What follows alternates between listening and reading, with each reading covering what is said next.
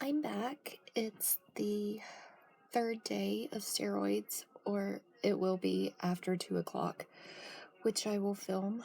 It's 9:50 a.m. Monday, January the 18th.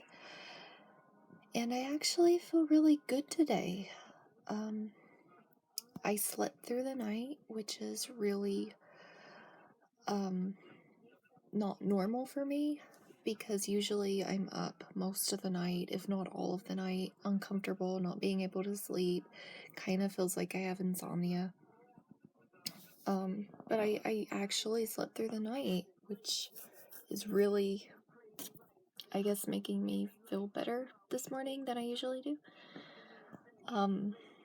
You can kind of see on my face that I'm starting to flush a little bit on my cheeks. This is not makeup. I look like I'm saturated in blush right now, which I am not. This is what I look like without all the lighting. I did do some mascara and chapstick because I felt like it. The rest is just my face. You can see my face really well through this really harsh lighting, which I might turn off actually, since I have kind of documented how flushed this makes your face look. It just makes you look red all over. Makes you look like you got a really bad sunburn. Okay, what else did I want to say? Other than this thing is extremely itchy. This thing is very itchy. It's very uncomfortable. Around the third day, it gets really, really uncomfortable, and you just kind of want to rip it out. But you're like, no, better not do that.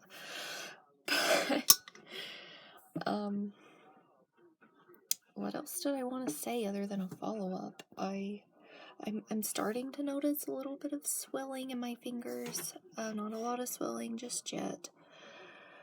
I don't feel particularly bad right now, but that's all completely subject to change later on. But I guess that's my morning, my start of day 3. And I wish I would have done these videos sooner when all this started, because I was an emotional wreck then when all this first started.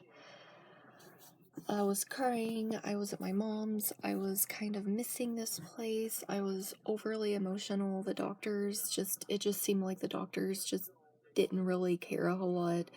My nurse that I talked to was out of town for the week. I couldn't get a hold of her. I had to talk to another one. She was really mean. Even the home health was talking about how rude she was to them.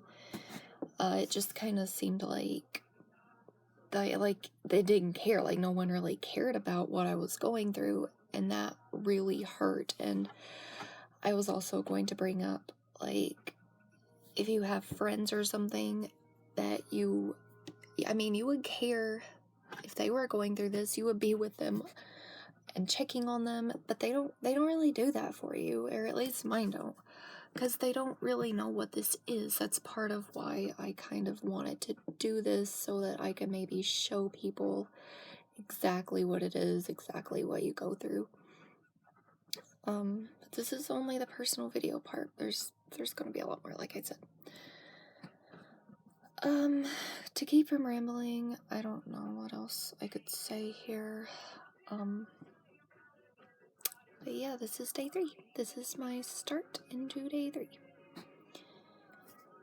And I was going to show the needle that I got stuck with like 4 times, because 3 of my veins blew out and 1 was successful, but I didn't bring it in here, so I'll probably do a video later about that, like showing you the needle, how big it is, how just all of it. It hurt so bad, and getting stuck 4 times and bleeding out all over the place is not fun. But it just really sucks when you try to get people to understand, and even the doctors sometimes, they kind of make you feel like they don't really give a shit. And that really, they get paid so much for this. They could at least make their patients feel not like crap, not like more crap than they've already felt like. And it's just sometimes it's a struggle with people, your relationships, your doctors, because sometimes everyone doesn't understand unless you go through something. It's something you can't possibly completely understand. And I wish I could do more than just talk about it, because talking about it sometimes isn't as effective as actually feeling it. And sometimes it doesn't get people to change unless they feel it and go through that themselves. But yeah, I mean, everyone has problems. Everyone has their own stuff that they're going through. But it just gets to you a lot, especially with the anxiety, the depression, the worthlessness that you feel. Like, everything gets to you. Everything. And I don't know about, I mean, depression is rampant in MS. And I've contemplated suicide before. I'm not going to lie. I have. But those were really bad, dark days that I would not wish upon anyone. But I know everyone has things that they go through, and everyone has trials, and, you know, I guess that's just life. But this is just mostly just kind of talking about it.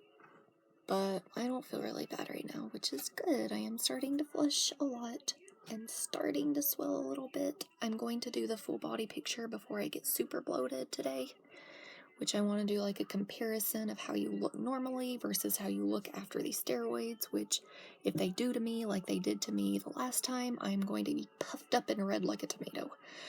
So, you know, that's going to be on record today. I'm going to do that. I'm going to film some more of what I do to this every day, and what the needle looked like. So until next time, I guess that's that.